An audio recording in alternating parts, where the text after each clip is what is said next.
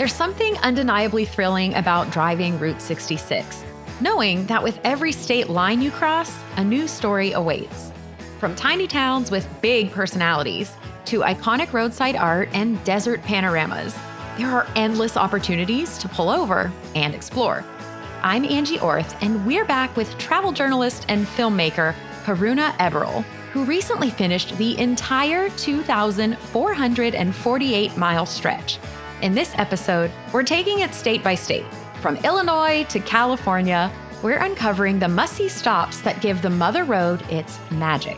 Whether you're chasing classic cars, historic trading posts, neon-lit motor courts, or sweeping desert views, we'll help you shape the perfect Route 66 itinerary so you can hit all of the most memorable landmarks, quirky attractions, and cultural touchpoints. So buckle up. It's time to hit the Mother Road. We want to know your most unmissable stops by state. So we're just going to go in order as you drive it from east to west. Illinois, most unmissable stop. I think the best stop in Illinois is the town of Pontiac, which has just really great historical architecture. It has an old car museum and some really fantastic murals. And it's not touted in a lot of the guidebooks as the place to stop for the night, but it does have a couple of good lodging options, and it's really worth exploring. Love it. Pontiac, Illinois. Okay.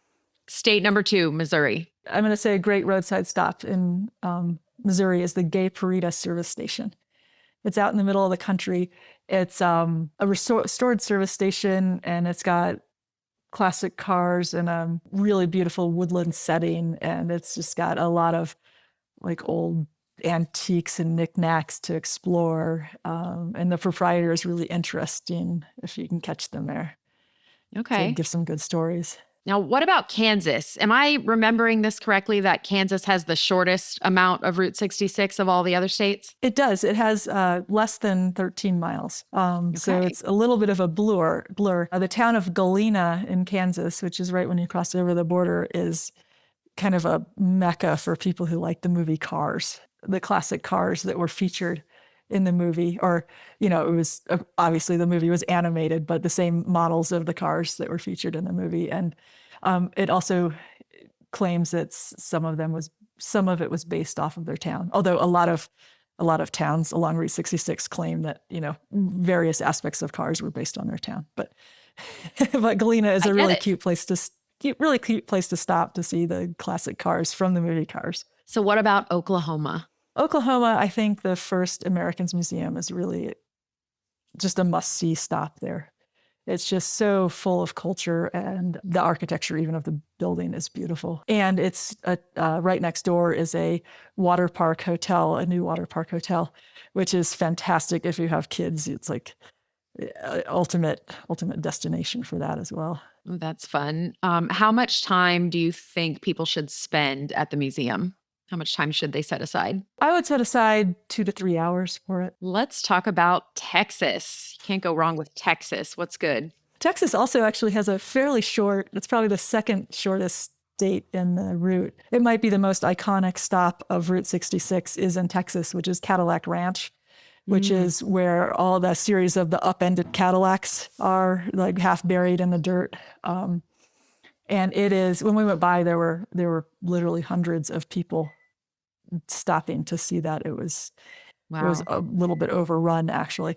But you can bring a bottle of spray paint and you can tag the cars. You're encouraged to and take a selfie there. Yes, I've read about that. That seems to be one of the most popular spots on the whole trail. Is that right? I think that it is. Yeah, in terms of the number of people that we saw there, and then also just people we talked to along the way, everyone was like, "Oh, are you going to go to Cadillac Ranch?" So yeah, it's definitely one of the most iconic. We're getting into New Mexico.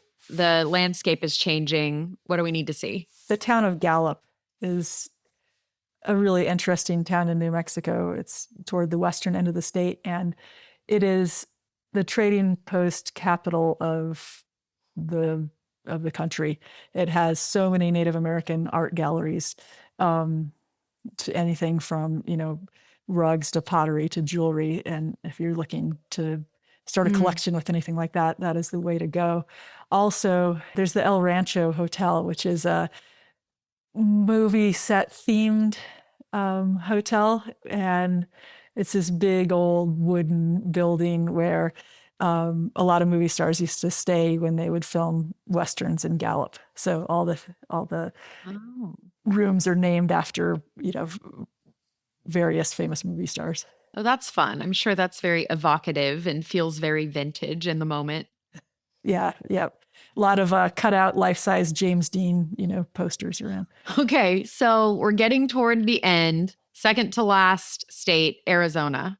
What's your favorite thing? The only national park along Route 66 is the Petrified Forest National Monument. And it's definitely worth a visit. Arizona has a lot to see. All the states have a lot to see, but I think because of that designation, that's probably the must-see for that state. It's kind of a loop that wanders around, and you probably plan on a couple extra hours to do the whole thing. Last state is California. You end up at the Pacific Ocean, but you've got quite a few interesting landscapes to go through before you get to the Pacific. So what's your number one thing to see now at the end of your trip? I think the place to see is this little oasis called the town of Amboy. And it's got a gas station and cafe called Roy's, and that they're fixing up. And right next to it is the Amboy Crater, which is a short hike that's good for cool days, up this cinder cone. So it's this geologic, interesting cinder cone. And from there, you can get a really great view of the Mojave Desert, which is just such a spectacular, like maybe the most iconic landscape of Route 66 is just that, that easy rider, like huge, wide open desert of nothingness. So I think that's the thing to see before you drop into the, the madness of LA.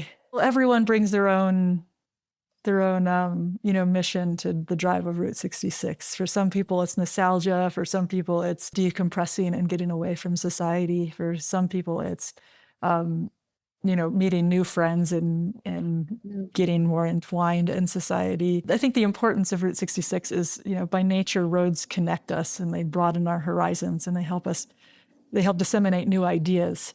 And so just to drive Route 66, you're automatically have become part of that history and part of that culture.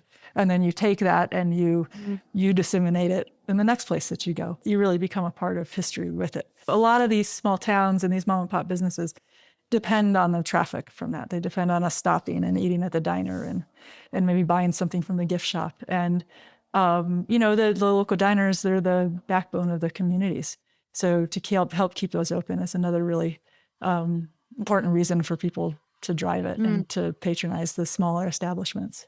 Route 66 has been around for 100 years now. And if it's going to go another 100 more, we do need to drive it and check out those mom and pop businesses and shops and motor courts along the way. So thank you for sharing that. That's really good, sage wisdom. And I cannot wait to do this drive. I absolutely cannot wait to do it. One thing that's interesting to think about when you're on the drive is, what will it look like 100 years from now? What will the drive look like? Will any of the same businesses be open? Will the people in 2126 feel nostalgic for the 1960s still, or will they be nostalgic for the 2020s? For some era yet to come. Like it's interesting to think about, where will we be in 100 years and what the significance of this road might still hold. Karuna Eberl, thank you for joining us. And thank you to our listeners for being with us. If you're planning a trip, be sure to connect with a AAA travel advisor. Check out AAA.com/travel or visit your local branch. This podcast is a production of Auto Club Enterprises. If you enjoyed it, please subscribe and leave us a review. I'm Angie Orth. Thank you for traveling with AAA.